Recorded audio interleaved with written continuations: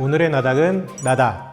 성형외과 전문의 오승일입니다. 자가늑연골, 수술 후에 너무 아플 것 같고 기흉 같은 부작용을 걱정하시는 분들이 많습니다. 하지만 통증과 부작용을 줄일 수 있다면 너무나도 좋은 재료임이 분명합니다. 늑연골은 갈비뼈에서 이어진 몸통 중앙부의 연골이고 기증늑연골과 따로 구분하기 위해서 보통 자가를 붙여 자가늑연골이라고 합니다. 갈비뼈와 갈비연골은 위에서부터 번호를 매기고 보통 6번에서 10번 정도를 많이 쓰죠. 위로 갈수록 굵고 단단한 편입니다. 아래로 갈수록 가늘어지고 통증과 부작용이 적은 편입니다. 하지만 늑연골은 아래로 갈수록 강도도 약해지고 이미 휘어져 있는 모양을 하고 있는 경우도 있기 때문에 케이스에 따라 적합한 위치의 늑연골을 고르는 게 중요합니다.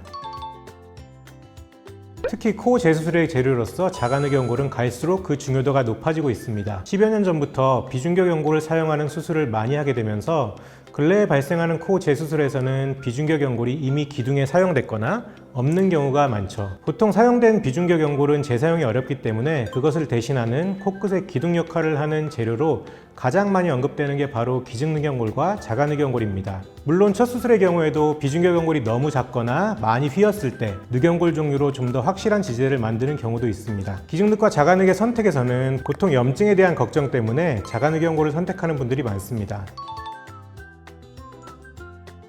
자가늑연골의 선택에는 몇 가지 걱정이 있습니다. 흉터, 와핑, 통증, 그리고 기흉 같은 부작용입니다. 흉터는 사실 피할 수는 없습니다. 하지만 절개의 길이를 최소화하고 잘 봉합한다면 시간이 지날수록 희미해지죠. 와핑은 채취한 늑연골을 깎을 때 부위에 따른 밀도 차이 때문에 연골이 휘는 현상입니다. 와핑을 극복하기 위해서는 일단 늑연골의 상태를 보면서 균형을 맞춰 섬세하게 조각해줘야 하고 이식하기 전에 미리 조각해 놓고 시간을 둬서 휘는지 여부를 지켜보는 게 중요합니다. 혹시 그래도 만약 휘어진다면 휘어진 연골을 두 겹 반대로 겹쳐서 곱게 만드는 방법이 있고요. 휜 쪽에 미세한 칼집을 넣어서 교정하는 방법으로 극복이 가능합니다. 통증은 일단 피부를 절개해서 생기는 통증이 있겠고 이건 그렇게 심하진 않을 거예요. 그보다 근육을 많이 가르고 들어갔다면 아무리 봉합을 잘 해놓는다 해도 수술 후에 복근을 쓸 때마다 통증이 올 수밖에 없습니다. 또 숨을 쉴 때마다 흉곽이 커졌다 작아졌다를 반복하는데 이때 채취 부위의 불안정성이 통증을 일으킬 수 있습니다. 기흉은 드물게 발생하는 부작용으로 늑연골 뒤에 위치한 흉막 손상이 그 원인이 될 수 있습니다.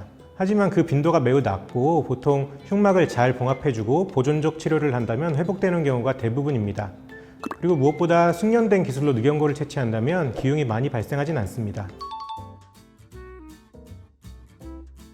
저는 자가늑을 통째로 떼지 않고 필요한 만큼만 떼어내는 방법으로 수술하고 있습니다. 환자분들과의 의사소통을 위해서 저희 병원에서는 미니 자가늑으로 이름을 지어봤고요. 제가 처음 듣는데 미니 자가늑이란 게 뭐예요? 수술 방법 자체는 그렇게 새로운 것은 아닙니다. 제가 알기로는 이미 많은 원장님들이 그렇게 수술하고 있고 그걸 지칭하는 용어가 따로 없었던 것 같아요. 쉽게 말하면 늑연골을 통째로 떼어내는 게 아니고 폐 쪽에 가까운 늑연골은 그대로 남겨둔 채 필요한 양만 떼내는 방법입니다. 이미 해외에서는 다수의 논문이 발표되어 있고 유튜브 영상도 몇 개 있습니다. 그 자료들의 공통된 의견은 수술 난이도는 좀 더 올라가지만 기흉 등의 위험에서 자유로울 수 있고 수술 후 흉곽의 구조를 그대로 유지할 수 있어서 무엇보다도 통증을 많이 줄일 수 있다는 장점이었습니다. 해외 논문의 용어를 그대로 직역하자면 부분 두께 자가늑, 분할 두께 자가늑 정도인데 환자분들의 이해를 편하게 하기 위해서 미니 자가늑이라고 말씀드리고 있습니다. 통증이 적고 위험성이 적다는 의미로 미니멀 페인, 미니멀 리스크 대략 그런 장점을 표현해 본 거고요. 효과가 미니멀하면 그건 안 되죠. 늑연골은 통으로 떼어내도 그것을 전부 다 쓰는 경우는 거의 없습니다. 물론 콧대에 직접 늑연골을 넣는다거나 비중격 손상이 심해서 비중격 전체를 제거해야 되는 경우도 있지만 대부분의 경우에는 코끝 지지대로 쓰게 되는데 떼어낸 늑연골을 얇게 조각해서 쓰게 되고 길이도 3cm 이하면 아주 충분합니다. 미니 자가늑에서 바닥에 남겨두고 온 부분은 어차피 통으로 떼어냈어도 조각 과정에서 잘려나가는 부분이죠. 이걸 원래 자리에 그대로 남겨둠으로써 아예 수술 중에 흉막을 만날 일이 없고 기흉의 위험도 거의 없다고 볼 수 있습니다. 그리고 흉곽 구조를 무너뜨리지 않기 때문에 수술 후에 숨을 크게 쉴 때도 큰 통증이 없다는 장점이 있습니다. 오늘은 미니 자가늑에 대해 알아봤습니다. 통증과 합병증이 미니인 거지 절대 효과나 결과가 미니인 수술은 아니라는 것 기억해 주셨으면 좋겠습니다. 미니 자가늑에 대해 더 궁금하신 사항은 언제든지 댓글 남겨주세요. 이상 오늘의 나닥 오승일 원장이었습니다.